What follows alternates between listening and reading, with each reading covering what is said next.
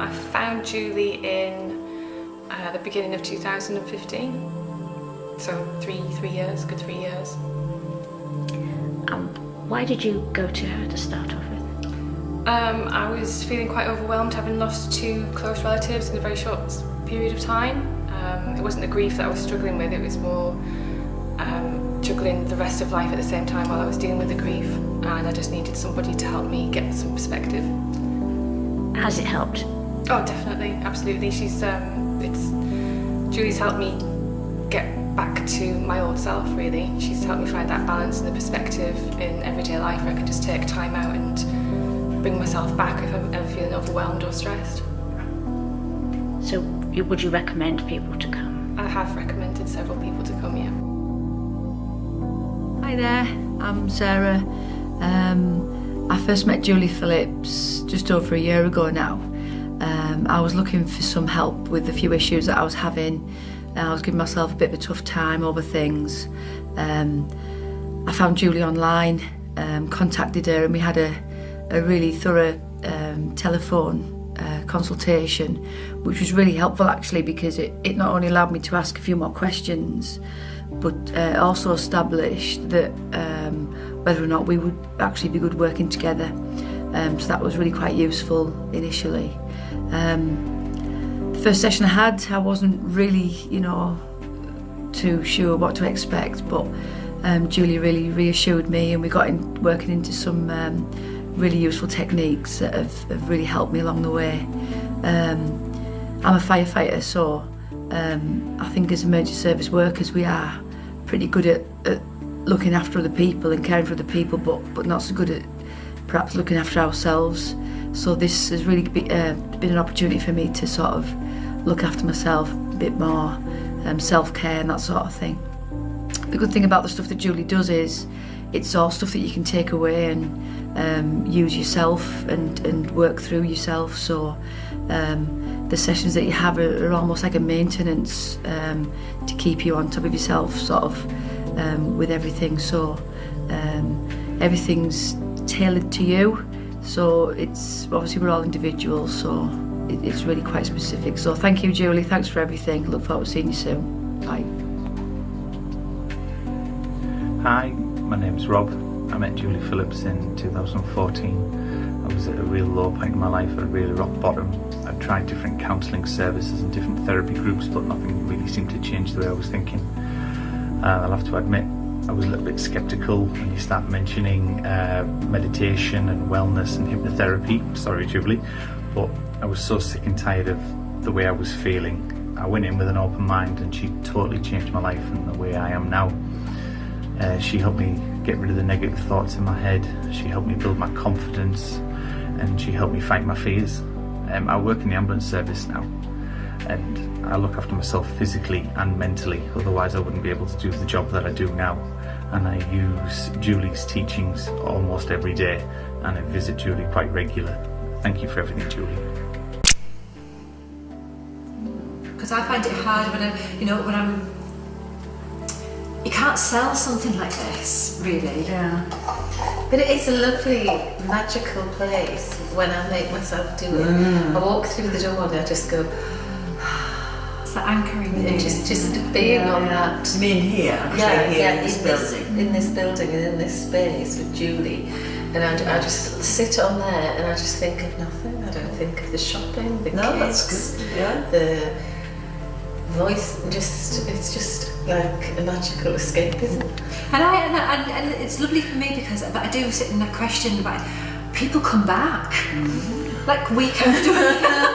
No, but they do, like week after week, and I'm thinking they come back and they love doing this, and I'm wondering, because you're all like professional people, and you know your own mind. What is it that makes you come out on a dark winter's night to do this stuff? It's my Tuesday night. But you could go to the pub though, could you not? Yeah, but I don't really drink alcohol, so what's the point of going to the pub? Right.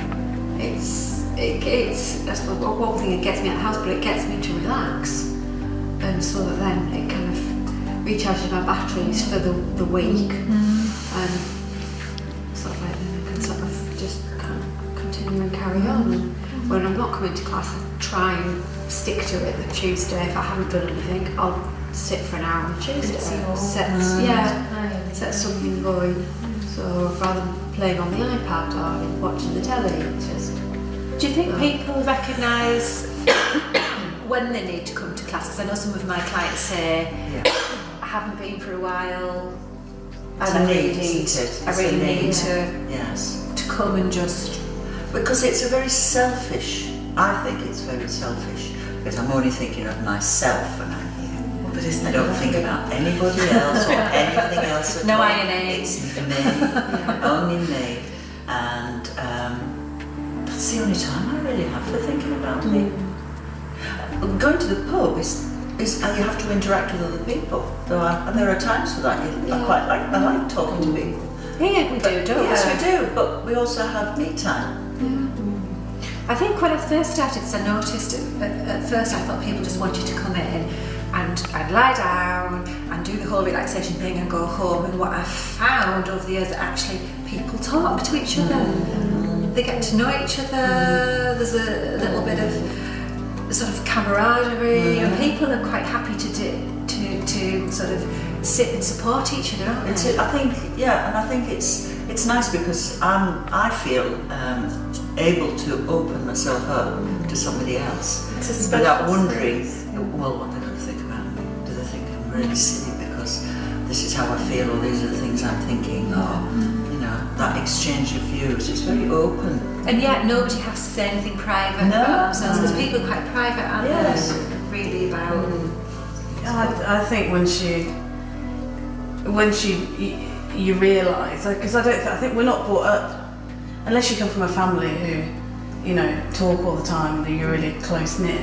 We're not brought up to talk, are we? We're brought up to go through a system of school, and you get on and you move, and you're not. And then when you suddenly find this kind of space that you can just forget about everything else, I think. I mean, everyone's different, aren't they? I'm a people person, so everybody comes in my head before me. So there's a degree of, even if you're at home, so I have the luxury now, because I live on my own, I've got 3 bedrooms, I've turned one into a meditation room. Wow. So I can literally shut the door and Bonnie quite likes it, because I've got a salt lamp. So when I come out of the shower in the morning, she'll have been in there, because the air is kind of clean. So I think once you realise the benefit of it, but even me, I have my own, coming in here, it is just, it's just time that you're just thinking about you. It's not, I'm late home, I should have walked the dog, or I should have done my washing, or I should have gone out somewhere, so I need balance. So I should have gone to, I should have gone to the class. I thought about going to this class, I should have gone. There's always this should have, because you kind of. But if you say I'm coming in here, then that's it. The minute you walk through the door, it's just you, and there isn't anyone else that you should have talked to or should have. So I think, and then you want to share it, don't you? When you realise how much of a gift you've got, it's like, you need to do this. I tried to do the whole core state with Janice at the weekend, and I was talking to you about it. It's like, well, you stop thinking so much because you're not in your core state. Yeah. Let's work it out. Yeah. I mean, they didn't get there because the head's not in them. They're not, no, and I think place, that's what people think. It might be hard, or they think that you have to have a certain something, and you have to be, a Buddhist, or you have to be, and it isn't anything like that. It's come and be in a space with other people where if you want to feel vulnerable, it's okay. And that's what my ethos is, really, is acknowledging it's okay, isn't it? Yeah. To feel vulnerable and breathe. It's okay to just stop. Yeah. It's okay to lie down and just let the world just melt away, even if it's just for 10 minutes. There's no wrong way, a right way or wrong way. There's just your own way of doing it, and that's But that's what you give us. Yeah. That's what you're giving us. you're facilitating that. Facility, I like that. Yes, I am that is very much I see myself as a guide. As a guide, as a catalyst, as a guide, here is a space. Come and just bring your stuff and dump it in this space. Because you don't know what we're thinking about. No, when you're talking, you don't know what's going through our minds. It's just that we make the things, whatever you say, fit us. Yeah, and that's what it is, and that's the skill. Yeah, and we're all different. Yes. So not everything fits everyone, but you always end up providing the right thing for all of us, which I just think is like amazing because you know, unconscious mind is everyone's so different. Because we all take away what we need. Yes, that's it. You take away whatever you want. You take away. Yeah. I've come in with stuff. Yeah. I've processed it. I leave it. And it feels bad. And I put it in that cupboard at the end. But sometimes the stuff that you process isn't the thing that you came with. Yeah.